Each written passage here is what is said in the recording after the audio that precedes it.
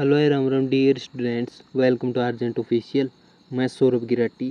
आज अपन sociology second semester के लिए यूनिट 2 पर मोस्ट इम्पोर्टेंट क्वेश्चन देखेंगे। इस वीडियो में 20 मोस्ट इम्पोर्टेंट क्वेश्चन देखेंगे। यूनिट 2 देख लें एक बार। भारतीय समाज की मूल संस्थाएं, ये है अपनी यूनिट 2।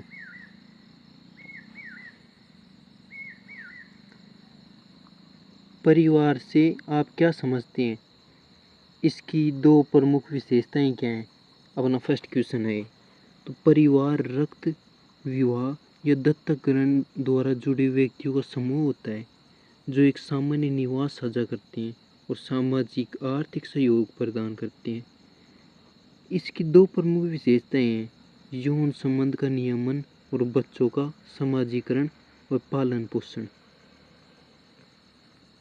क्वेश्चन नंबर 2 है, विस्तृत परिवार और नाभिकीय परिवार में क्या अंतर है? तो नाभिकीय परिवार में केवल पति पत्नी और उनके अविवाहित बच्चे होते हैं, जबकि विस्तृत परिवार में 2 या 2 से अधिक नाभिकीय परिवार एक साथ रहते हैं, जिसमें दादा दादी, चाचा चाची जैसे रिश्तेदार भी शामिल होते हैं और वे संपत्ति व संसाधनों को साझा करते हैं। क्वेश्चन नंबर 3 है, भारतीय समाज में परिवार के स्वरूप में आए दो प्रमुख परिवर्तन क्या हैं? तो भारतीय समाज में परिवार के स्वरूप में आए दो परिवर्तन हैं: नाभिकीय परिवारों की बढ़ती संख्या विस्तृत परिवारों के स्थान पर, और अंतर जातीय अंतर धार्मिक विवाहों की बढ़ती स्वीकार्यता। नगरीकरण और औद्योगिकरण इन परिवर्तनों के मुख्य कारक हैं। यह नगरीकरण के कारण भी ये विवाह हो रहे हैं, अंतर जातीय अंतर धार्मिक। क्वेश्चन नंबर 4 है, विवाह से आप क्या समझती हैं? इसका सामाजिक महत्व क्या है? तो विवाह एक सामाजिक रूप से अनुमोदित और अक्सर धार्मिक रूप से स्वीकृत मिलन है जो दो व्यक्तियों को एक साथ लाता है, जिससे परिवार स्थापित होता है। इसका सामाजिक महत्व है यौन संबंध का नियमन, बच्चों का वैध ठहराना, सामाजिक वंश को बनाए रखना और सामाजिक बंधन बनाना है। भारतीय समाज में विवाह के स्वरूप में आए दो प्रमुख परिवर्तन क्या हैं? तो भारतीय समाज में विवाह के रूप में आए दो परिवर्तन हैं: प्रेम विवाह की बढ़ती संख्या और विवाह की औसत आयु में वृद्धि। महिलाओं की शिक्षा और आर्थिक स्वतंत्रता भी इन परिवर्तनों में योगदान दे रही है। यानी पढ़ लिख कर महिलाएं लव मैरिज कर रही हैं, है ना। रिश्तेदारी से आप क्या समझती हैं? इसकी दो प्रमुख भूमिकाएं क्या हैं? तो रिश्तेदारी क्या है भाई? रिश्तेदारी उन सामाजिक संबंधों से संदर्भित है जो रक्त, जन्म, विवाह या दत्तक ग्रहण से स्थापित होते हैं। कोयल भी बोल रही है ना। इसकी दो प्रमुख भूमिकाएं सामाजिक समर्थन, सुरक्षा और एकजुटता प्रदान करता है, और वंश तथा संपत्ति के हस्तांतरण को नियंत्रित करता है। भारतीय समाज में रिश्तेदारी व्यवस्था की निरंतरता कैसे बनी हुई है? तो भारतीय समाज में रिश्तेदारी व्यवस्था की निरंतरता अभी भी बनी हुई है, क्योंकि सामाजिक पहचान, समर्थक नेटवर्क और संकट के समय सहायता प्रदान करती है। परिवार के उत्सव, धार्मिक अनुष्ठान और विवाह समारोह में रिश्तेदारी की भूमिका महत्वपूर्ण है। क्वेश्चन नंबर 8 है, भारतीय परिवारों के सामने वर्तमान में दो प्रमुख मुद्दे क्या हैं? तो भारतीय परिवारों के सामने वर्तमान में दो मुद्दे हैं: बढ़ती अंतरपीढ़ीगत खाई, विशेषकर मूल्य और जीवन शैली में, घरेलू हिंसा की समस्या, इसके अतिरिक्त बुजुर्गों की देखभाल, बच्चों के पालन पोषण का बदलता स्वरूप, और एकल विवाहक परिवार की चुनौतियां भी सामने आ रही हैं। क्वेश्चन नंबर 9 है, पितृसत्तात्मक परिवार और मातृसत्तात्मक परिवार में क्या अंतर है? तो पितृसत्तात्मक परिवार वह है जहाँ परिवार में पिता या सबसे बड़ा पुरुष सदस्य प्रमुख होता है और निर्णय लेता है तथा वंश परंपरा पिता के माध्यम से चलती है। मातृसत्तात्मक परिवार वह है जहाँ माता या सबसे बड़ी महिला प्रमुख होती है और वंश माता के माध्यम से चलता है। भारत में बहुत कम मातृसत्तात्मक परिवार हैं। क्वेश्चन नंबर 10 है, अंतरजातीय विवाह भारतीय समाज में कैसे परिवर्तन ला रही हैं? तो अंतरजातीय विवाह भारतीय समाज में महत्वपूर्ण परिवर्तन ला रही हैं, क्योंकि ये जाति व्यवस्था की कठोरता को चुनौती देते हैं, सामाजिक गतिशीलता को बढ़ावा देते हैं और नए अधिक समावेशी सामाजिक नेटवर्क बनाते हैं। ये पारंपरिक सामाजिक मानदंडों को कमजोर कर रही हैं। क्वेश्चन नंबर 11 है, जाति से आप क्या समझते हैं? इसके दो प्रमुख विशेषताएं क्या हैं?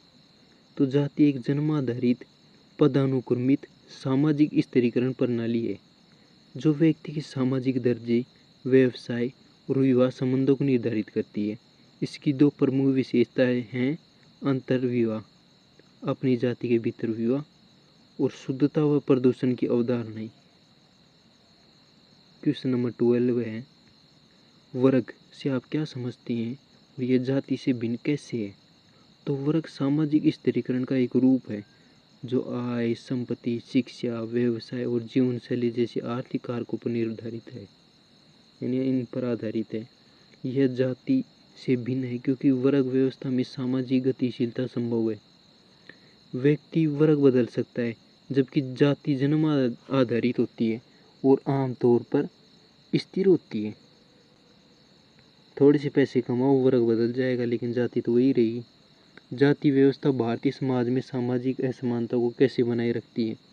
तो जाति व्यवस्था भारतीय समाज में सामाजिक असमानता को बनाए रखती है क्योंकि यह संसाधनों, अवसरों और शक्ति तक पहुंच को प्रतिबंधित करती है। विशेषकर निचली जातियों के लिए यह भेदभाव, सामाजिक बहिष्कार और ऐतिहासिक रूप से निर्धारित पदानुक्रम को बनाए रखती है। क्वेश्चन नंबर 14 है, शहरीकरण ने जाति व्यवस्था पर क्या प्रभाव डाला है? तो शहरीकरण ने जाति व्यवस्था पर महत्वपूर्ण प्रभाव डाला है।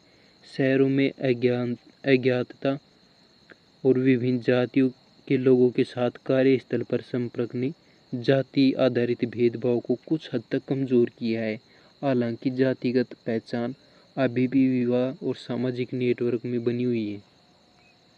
क्वेश्चन नंबर 15 है, जाति पंचायत की क्या भूमिका है? तो जाति पंचायत एक पारंपरिक निकाय है जो विशेष जाति के सदस्यों के सामाजिक और व्यवहारिक मानदंडों को नियंत्रित करती है। यह जातिगत विवादों को सुलझाती है, नियमों का उल्लंघन करने वालों को दंडित करती है और अपनी जाति के भीतर सामाजिक व्यवस्था बनाए रखने का प्रयास करती है। नगर पर होने वाली पंचायत, नगर जाति के लिए होने वाली पंचायत जाति पंचायत। वर्ग चेतना से आप क्या समझती हैं? तो वर्ग चेतना से तात्पर्य एक ही वर्ग के व्यक्तियों को अपनी साझा आर्थिक स्थिति, हितों और सामूहिक पहचान के प्रति जागरूकता से है। यह उन्हें अपने वर्ग के सदस्यों के साथ एकजुट रहने और सामाजिक आर्थिक असमानताओं के खिलाफ सामूहिक कार्रवाई करने के लिए प्रेरित कर सकती है। क्वेश्चन नंबर 17 है, भारत में मध्यम वर्ग के उदय के दो प्रमुख कारण क्या हैं? तो भारत में मध्यम वर्ग के उदय के दो प्रमुख कारण आर्थिक उदारीकरण और सेवा क्षेत्र का विस्तार है, जिससे नए रोजगार और आय के अवसर पैदा हुए हैं।